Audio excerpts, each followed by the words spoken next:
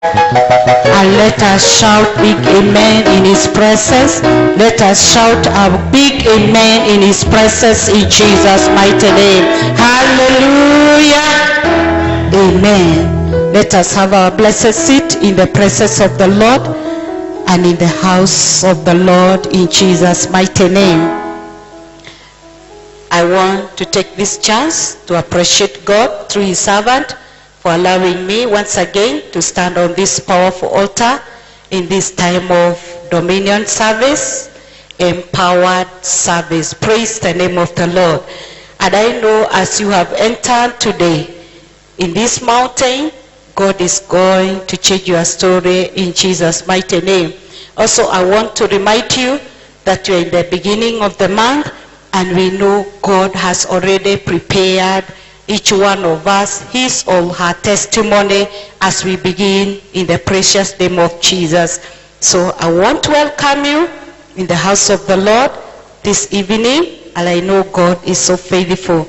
Let us open our Bibles in the book of Psalms 55. The book of Psalms 55 in verse 22. God has been so faithful since the beginning of the month, last month of uncommon favor, and surely God has released uncommon favor to each one of you, and we shall continue enjoying that uncommon favor in Jesus' mighty name. As yet we are waiting for another prophecy of this month of October. Our story is not remaining the same. Yes, let us lead all of us. Cast their burden upon the Lord, and he shall sustain you. He shall never suffer the righteous to be moved. Praise the name of the Lord. Biblia inasema nini? As we are beginning this month of October, we cast all our burden unto the Lord. Praise the name of the Lord. And God is going to sustain us. Hallelujah. God is going to sustain us. Na anasema hata achilia watakatifu wake wasafe, wa struggle. Praise the name of the Lord. This evening, I want to ask you, people of God, let us cast all our burden unto the Lord. As we know we are righteous of the Lord, God is going to help us. God is going to walk with us as he has done for those past 9 months. It is not by our goodness. It is not by the way we have been so good, so faithful to the Lord, but because God himself has seen us, we are righteous before him. Praise the name of the Lord. So let us continue perfecting our life, perfecting our hope, perfecting our faith unto the Lord, because he has said, he shall never suffer the righteous to be moved. We shall not be moved. Praise the name of the Lord. He has carried us all through, even this month of October. We shall not suffer in Jesus' mighty name. So let us cast all our burdens unto the Lord. He has done great things. He has walked with us. He has lifted us. But today, he has reminded us that we cast all our burden unto the Lord, and he shall sustain us. Ni yeye atatuweka, ni yeye atatuongoza, ni yeye ataendelea kutupa nguvu day by day, hour by hour. So let us not be moved in Jesus' mighty name. And because of that, I can see, as we have come in the house of the Lord today, as we are ready to hear the word of God from his servant, God has a way for you. Praise the name of the Lord. God is going to speak upon your life. God is going to speak upon that burden. Oh, hallelujah. God is going to carry that burden. Hiyo inakufinyiria. Hiyo inaonyesha that you are not worthy. Today, as the servant will appear on this mountain, he's going to release the word. And that word, it is going to take you to move forward. Praise the name of the Lord. So in this service, be prepared for God lifting your burden and taking it away in Jesus' mighty name. Be ready to hear As God has said he is going to sustain you, surely it will happen unto you. So as you hear the word of God today, as you are in this mountain today, as in this morning you have been seeking God, walking with his direction, God is not going to leave you the same. And you are not going to live in the same level. God must do something in his house, in your life, in your family, in all things round about, in Jesus' mighty name.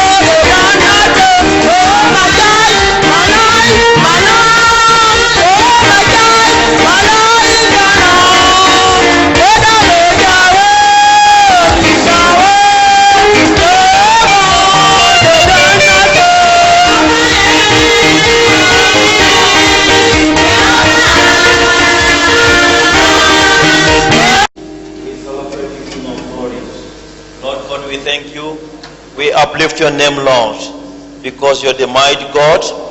You are the pillar of our lives, Lord. You are the source of our life. This day, Lord, we are here to magnify you. We are here to exalt you. We are here to bless you, Lord. Once more, Lord, we come before your presence with the praises, Lord. We come with thanksgiving before you, Lord. We magnify you this evening, King of Kings. Thank you, Lord, because of the gift of life, Lord. Thank you, Lord, because of your favor. Thank you, Lord, because of your mercies, Lord. Thank you, Lord, King of glory, because of your goodness. We thank you, we celebrate you this hour. We honor you, Lord. Without you, Lord, we could not make it to this day, Lord. We thank you, Lord, because of this new month. We thank you, Jehovah Father. We celebrate you, we magnify you, Lord. In our families, we celebrate you, Lord. In our marriage, we celebrate you, Lord. In our career, we celebrate you. We thank you in our ministry, Lord. We thank you in our country. We honor you and we celebrate you, Lord. This evening, Lord, receive all the honor. Receive all the glory. We thank you and we honor you, Lord. In Jesus' mighty name. In Jesus' mighty name. Let us appreciate God with a mighty hand clap. Better, mighty hand clap. In Jesus' mighty name. Kindly let us take down our blessed seats in the presence of the Lord. I would like to take this opportunity to invite and welcome each one of you in the house of the Lord this very first day of the month, and we know God is going to dwell in our midst and that God is going to take us through this month of October in Jesus' mighty name. We like to thank God because God has walked with each one of us throughout the month of uncommon favor And today we are in a different month in Jesus' mighty name. Had it been not that God was on our side, we could not have experienced such a wonderful month and such a wonderful day. Therefore, each one of us, we have to celebrate our God in Jesus' mighty name. In Jesus' mighty name. So feel blessed, feel favored, feel loved by God to have such a month and such a day in the presence of the Lord in Jesus' mighty name. So on Sunday we are coming to celebrate our new month. So come prepared to celebrate a new month in Jesus' mighty name. Of course, today is the beginning of the month, but our celebration is on on Sunday. We are celebrating our Lord because He has done great things in our life in Jesus' mighty name. So this day we are looking at obedience to recover all in our life. Obedience to God to recover all in our life. We said obedience is total submission to the word of God and His instruction. We said obedience is total submission to the word of God and His instructions in our life. Whatever the enemy has done in your life, whatever the enemy has destroyed in your life, whatever the enemy has stolen in your life, whatever the enemy has killed in your life, you can recover it if you remain obedient to God. Yale yote ambayo mwovu shetani ametenda kwa familia yako, kwa afya yako, kwa biashara yako, kwa kazi zako, yote hayo unaweza kuyapata upya mradi tu wewe uwe mwaminifu na uwe mtiifu kwa Mungu. Tukiwa watiifu kwa Mungu, haitachalisha shetani ameharibu nini, haitachalisha shetani ameiba nini, haitachalisha shetani ameisuilia na kitu gani ambacho shetani amefanya usikipate. Tukiwa waaminifu na tukiwa watiifu kwa Mungu, hayo yote tutayapata in Jesus' mighty name. No one can walk with God without obeying God. Bwana asifiwe. Hutaweza kutembea na Mungu kama hutatii Mungu. Mungu uwepo wake utakuwa na wewe kama wewe utakuwa mtiifu kwake. The Lord's presence shall not walk with you, shall not go with you, shall not be with you if at all you are not obedient to His word and His instruction. But if you remain obedient, if you remain in the presence of the Lord with an obedient heart, with humility, the presence of God shall always abide with you wherever you go in Jesus' mighty name. At times we feel empty. At times we feel dry spiritually. Why? Because God's presence is not with us. But if we remain obedient in the presence of God, God's presence shall always be with us in Jesus' mighty name. When Moses asked God, "Whom am I going with in Egypt to liberate the Israelites?" God said, "My presence shall go with you." If you want to win the struggles and the battles of life today, you need to desire the presence of God. But the presence of God shall not be with you unless you remain obedient to Him. Hallelujah. Hallelujah. Obedience is very key for any one of us to have a close relationship with God. Hatuwezi kuwa waasi, hatuwezi kuwa wale watu ambao wampendi Mungu lakini uwepo wa Mungu na tukawa na uhusiano mwema. Tukitaka kuwa na uhusiano mwema na Mungu, shari tuwe watu ambao tunamtii na tunatembea kwa kunyenyekea mbele ya Mwenyezi Mungu. Haleluya. Haleluya.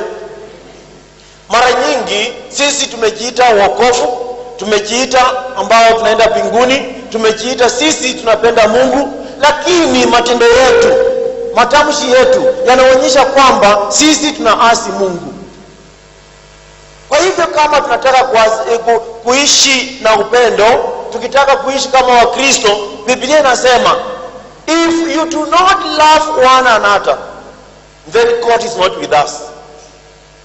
Kwa hivyo Biblia imetuambia tupende wenzetu kama jinsi tunavyofanya nini?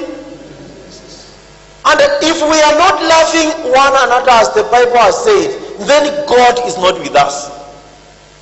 Ati sisi tunaompenda Mungu, sisi ambao ni waaminifu, sisi ambao ni Wakristo, sisi ambao ni watoto wa Mungu, tutajulikana tu kwa vile tutakuwa na upendo kati yetu sisi.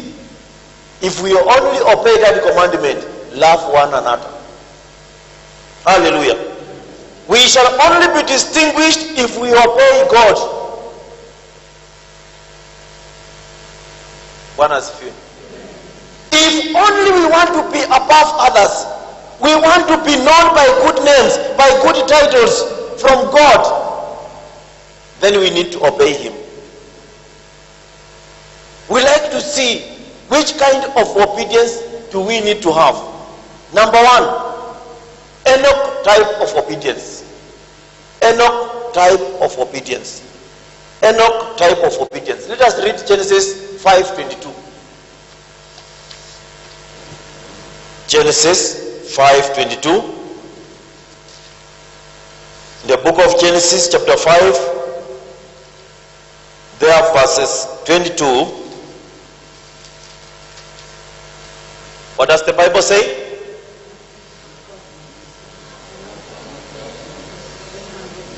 After he begot Methuselah, Enoch walked with God 300 years and had sons and daughters.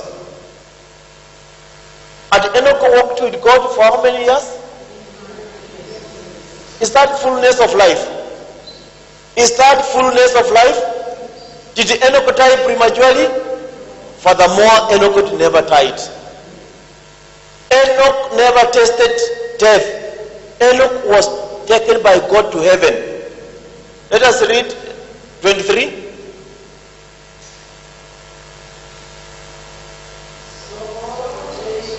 All the days of Enoch were 365 days. How many days? 365 years. Then 24. Enoch walked with God and was not, for God took him. And God did what? Did Enoch die? Did he taste death? What happened? God took him. After how many years? Message Bible from verse 22. Enoch walked steadily with God and had Methuselah. He lived another 300 years, having more sons and daughters. Was Enoch barren? Was he barren? He had how many daughters? He had how many sons? He had sons and daughters. Plural, sons and daughters, which means it was only not one daughter or one son. He had many sons and daughters. Verse 23. Enoch lived a total of 365 years. Was not that the fullness of his days? Was he not satisfied with his life? After he was satisfied with his life, what happened? 24. Enoch walked steadily with God, and then one day he was simply gone. God took him. If you remain obedient people of God, we walk steadfastly, obeying His commandments, God shall give us fullness of our life.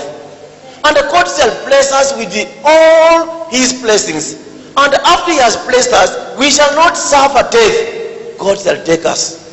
Because the Bible says, some of us, the last days, we shall not taste death. The rapture shall come and we shall be transformed into heavenly bodies. Hallelujah. Therefore, if we remain obedient, great things are in store for us in Jesus' mighty name. Look at that kind of Enoch obedience. If you remain obedient, my sister, my brother, some of the prayers we are praying now, they are already answered. Some of the things we are desiring that God to bless us, like long life, He has already done it. Hallelujah. I see you living long in Jesus' mighty name. I see you living long in Jesus' mighty name. I see you not tasting death in Jesus' mighty name. You shall not taste death in Jesus' mighty name. As you are going to remain obedient to God, God shall transform you into a heavenly body. Hallelujah. Hallelujah. Let us see another kind of obedience. Noah type of obedience. Noah type of obedience. Let us read Genesis chapter 6. Genesis chapter 6 verse 6. What does the Bible say? God was sorry that he had made the human race in the first place. It broke his heart. Ati Mungu akahuzunika sana. Kwa nini alimuumba mwanadamu? Moyo wake ukafunjika. Verse 7. But why was God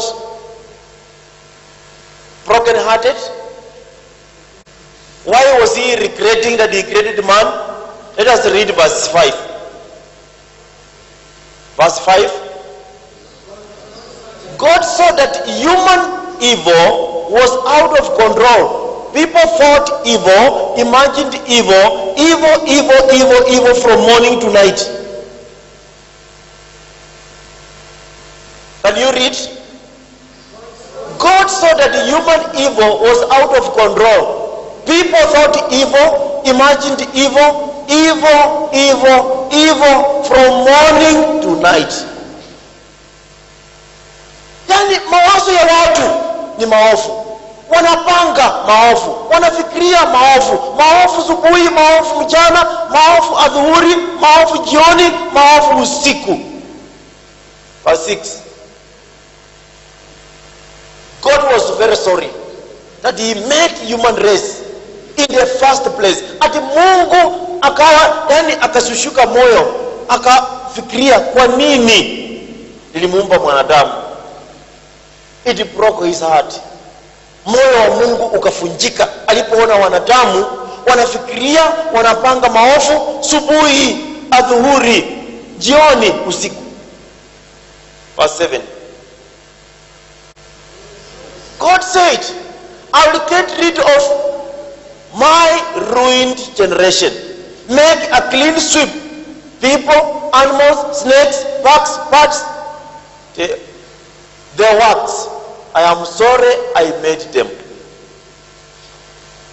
Is that good statement from God? Ati Mungu akatazama, akaona maovu yanayotendeka, na akasema, I'm very sorry why I created human race. Lakini akasema, nitaenda kuzivitoa zote zilizo na uhai hapa duniani. Did he say I will remove some? I will get rid of all, I will get rid of my ruined generation. Make a clean sweep. Clean sweep. Unapofanya clean sweep, unawacha zingine. You clean everything. So God had decided to sweep every living thing on earth. Verse 8. But Noah was different. God liked what he saw in Noah. God has decided to do what? To sweep all the human race, every living thing. But the Bible is saying, but Noah was different. God liked what he saw in Noah. Noah alikuwa anaishi wakati ambapo maovu yalikuwa yamechacha. Ati watu walikuwa wanafikiria nini? Maovu. Lakini Noah was different. My sister, my brother, why can't you be different? Why can't we be different from the rest? The Bible says, but Noah was different. God liked what he saw in him. Even if others are going contrary to the word of God, even if others are living in sin, even if others are planning evil, even if others are executing evil, why don't we be different? Verse 9. This is the story of Noah. Noah was a good man, a man of integrity in his community. Noah walked with God. My sister, my brother, even if where you are living people are not pleasing God, why don't you choose to please God? Even if you are born in a family where they do not know God, why don't you know God and love Him?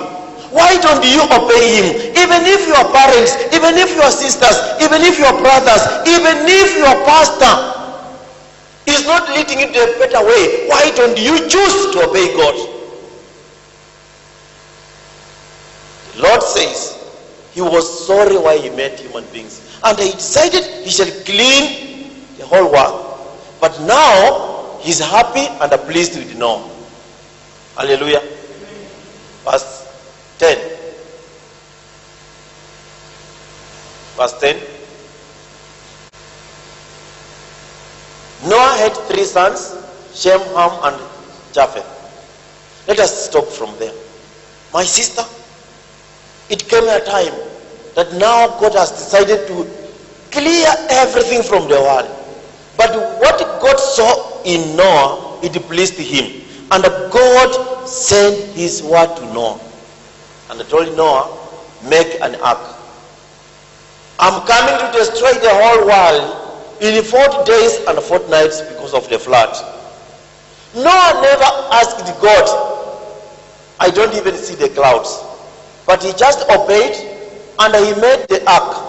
When people saw Noah making the ark, they thought he was mad. Some of the people you live with, when they see you saying, I am going to the church, they wonder, maybe you do not have any visitor, any person to visit. You do not have money to go and enjoy yourself. They think you are out of your mind. But let me tell you, when you obey the word of God, that is the beginning of your success. That is the beginning of God's favor coming upon you. That is the beginning of you seeing God's presence being with you in Jesus' mighty name. In Jesus' mighty name. Now, when Noah decided to make the ark, when it came that day that God has now released the rain, those people who thought Noah was not in his mind turned to Noah and said, please open for us. You can save your family. Because the Bible says, Noah saved his entire family. When the rain started raining, God told him, take all of your family to the ark and take a pair of every living thing. You can be the one who can start a new generation.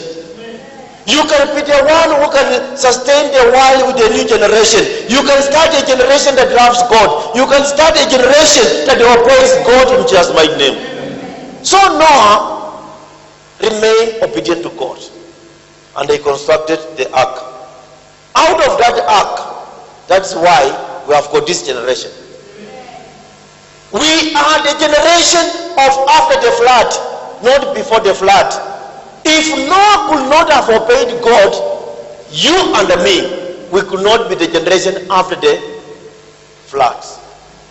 Therefore, people of God, if God wants to clear the entire family of your generation, why don't you choose to remain obedient that you, God can start a new generation by you? Hallelujah. Hallelujah.